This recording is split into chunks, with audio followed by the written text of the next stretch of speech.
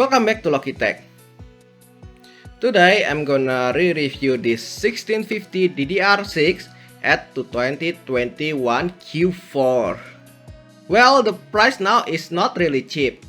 This one at new, if you buy it a la carte, it costs about 300 to 320 bucks. And if you build a bundle PC, it might be cost you around 250 to 270 bucks. In other hand, there is another cheaper GPU, which is 1050 Ti. It costs you about 270 bucks if you buy it a la carte, and if you build a bundle PC, it costs you about 220 bucks.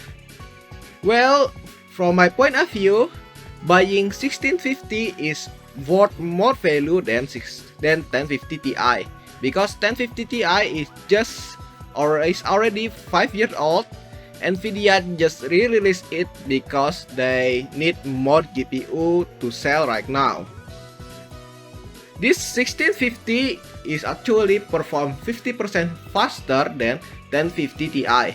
Despite of 20% price difference, it has 50% more performance than 1050 Ti, which is better value per performance than 1050 Ti. Okay, let's just see the 1650 in gaming benchmark right now. First game we have Shadow of Tomb Raider.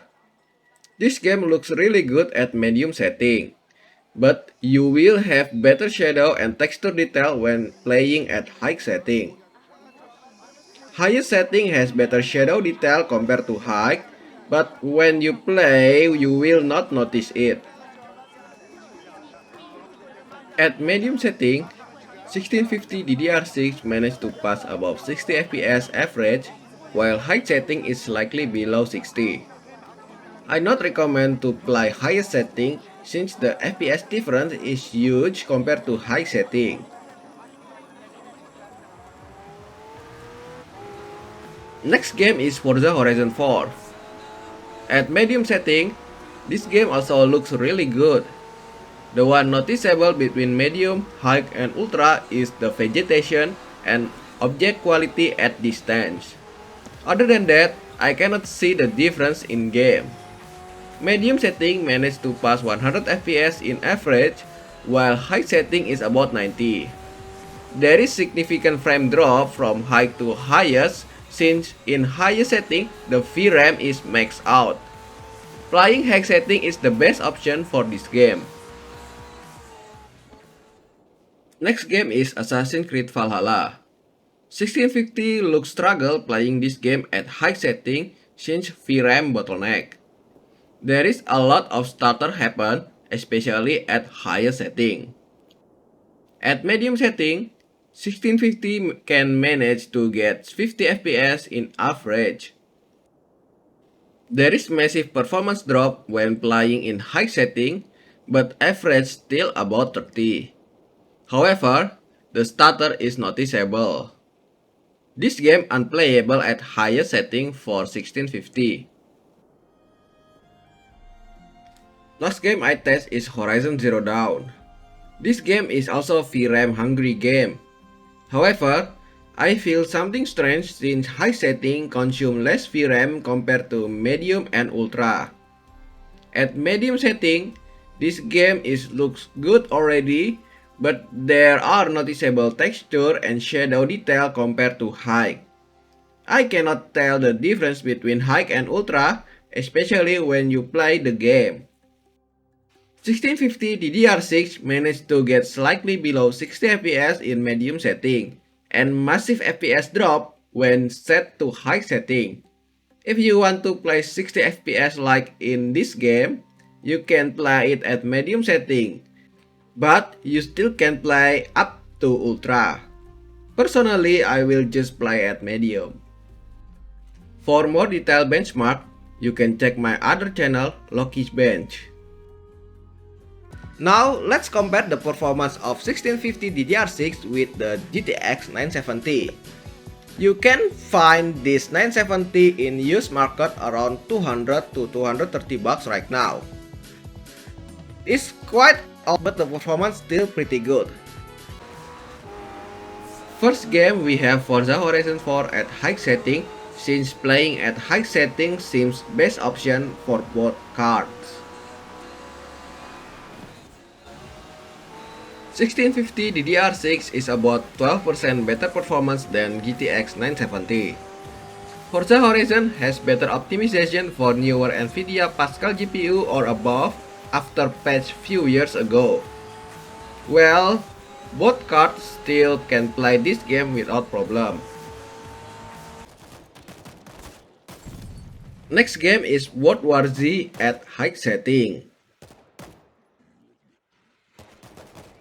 1650 DDR6 is about 4% slower than GTX 970. Both cards still manage to get above 70 FPS, so there is no problem playing this game at high. Next game we have Shadow of Tomb Raider at high setting. Next game we have Shadow of Tomb Raider at high setting. 1650 DDR6 is about 3.7% faster than GTX 970. Well, it's only 2 FPS difference, which we can consider almost the same. And the last game is Far Cry 5 at high setting. 1650 DDR6 is about 1.6% slower than GTX 970. Well, it's just 1 FPS difference, so we can consider it has same performance. For more benchmark detail, you can check my other channel, Loki's Bench. From the gaming benchmark just now, we can see that this 970 is on par with this 1650 DDR6. Well, some games this 970 winning and some games the 1650 winning. But most of the game, the 1650 winning a little bit than the 970, maybe because the optimization is more in the latest GPU than the older GPU. Well, if you're just playing at medium to high setting, those GPUs still perform well right now. Now let's talk the plus about this 1650. 1650 now cost is high about 300 to 320 bucks. But if you compare with 1050 Ti, which is around 270 bucks, this 1650 perform 50% more performance than 1050 Ti, which is really impressive. With about 20% more price increase, you get 50% more performance. It's worth more value than 1050 Ti.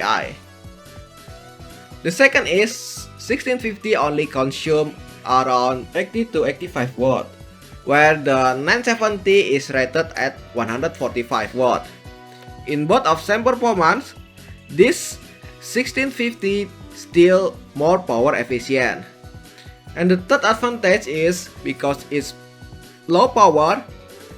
If you build an ITX PC, you can fit this graphic card in your ITX case because you can find most of it at the small size. Now let's talk about 970. This 970 is already very old from 2014, but the performance still really good.